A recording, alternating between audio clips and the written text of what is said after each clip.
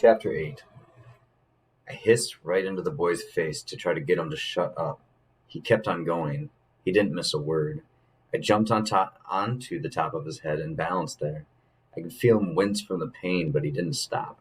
In fact, he started reciting louder. Everywhere life is full of heroism. And then he made it worse by starting to rock back and forth. I clung to the top of his head and howled. "That's one crazy cat," Simcha said. "It's hurting the kid," said Aaron. "Get him off." "You get him off." The boy's hair was long, curly, and matted down with sweat and dust. As Aaron grabbed hold of me to lift me off, my claws became tangled in the boy's hair. Aaron held me up, and Simcha had to put down his rifle to free my legs one at a time. It was not very dignified, and I was not happy about it. I swatted at them once they put me on the floor, but by then they had backed away. I pawed at the air like a fool, and they laughed at me. I hate being laughed at. I scampered off to the corner to groom myself and feel better. "Is he bleeding? Are you bleeding, kid?" Aaron looked at the boy's head. "I don't think he's bleeding." The kid rocked and recited. "What's he saying?" asked Simcha. "Is he saying prayers? Sounds like the prayers they say, before they blow themselves up." "He's not going to blow himself up. He doesn't have a bomb on him. We searched him, remember?" The two men stood over the boy while he rocked and whispered.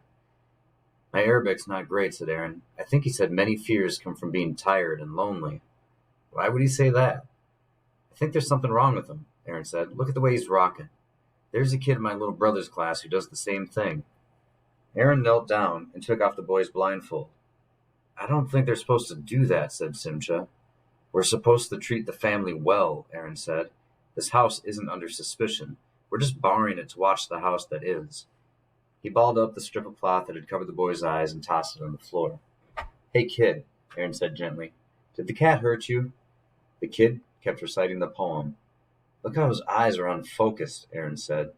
"It's a trick," Simcha said. "I don't think so," said Aaron. "The kid in my brother's class was just like this." He stood up and took a Swiss Army knife out of his pocket.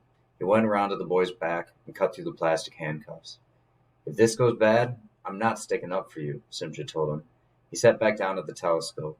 Aaron sat down with his rifle.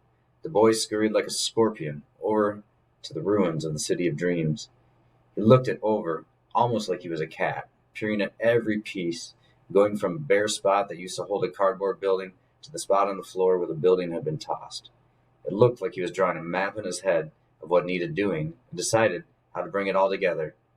Then he scurried around the room, again like a scorpion that was dashing from one shady spot to the next. He gathered up all the parts of his trash city, then concentrated on putting everything back where it belonged.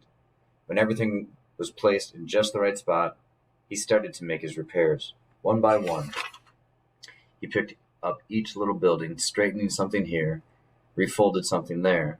The City of Dreams had a lot of these tiny structures. Going through it would keep him busy for a while. He seemed a lot happier. Well, who wouldn't be? To have the blindfold and handcuffs taken off? All I cared about was that I didn't have to hear that poem anymore. "See anything sinister?" Aaron asked. Simcha looked through the telescope. "I see an old woman in a rocking chair." "What's she doing?" "Rocking," Simcha said, "and knitting." "Knitting?" "Yeah. I never thought of them knitting. My mother knits, my grandmother too." "My father knits," Aaron said. "Your father?" "He was with Zaka, the group that cleans up after bombing. When I was a kid, before the wall got built, it seemed like every day there was a bomb going off somewhere. Dad went out at all hours to pick up body parts off the street. After a while, he couldn't eat his soup without his hands shaking. My mom started him knitting to calm him down." "Did it work?" "Yeah. He makes beautiful things." The two of them yacked on and on about knitting and favorite sweaters and a scarf one's girlfriend knitted him when he was off to training camp in the Golan Heights. On and on it went, and I could not shut it out of my brain. If I didn't understand Hebrew, their conversation could have just been background noise that would have allowed me to slide into a lovely sleep. But instead, they got me thinking about the sweaters I used to have, the ones I liked and the ones I didn't like, and how I had to learn to knit in brownies but couldn't do it. I made my mom do it for me so I could get the badge. That got me thinking about piecing together quilts out of old cloths and my grandmother to give to the homeless people who slept on the floor of the church basement. That led me to thinking about the crafts table at the Christmas bazaar and how one lady always made these dolls with crocheted dresses and big skirts that draped over a spare roll of toilet paper in the bathroom. And then I realized I needed to go to the bathroom. One of the perks of being a stray cat is that I can usually take care of the business anywhere I want.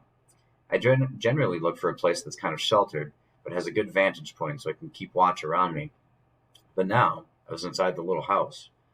I suppose I could have gone in a corner. I didn't want to do something so personal in front of the soldiers. I knew they would just see me as a cat. But still, I could have scratched at the door until they'd let me out, but I didn't think that they'd let me back inside again. And I wanted to hang around for a while. Partly because sooner or later, someone would bring out more food. Partly because I liked being inside, surrounded by walls, safe and cozy. Outside, the morning was quiet so far, but the riots would probably start up again this afternoon. I was tired of trying to figure out which way they would go so that I could go the opposite way. Riots have a nasty habit of changing course, and tear gas gets carried on any old breeze.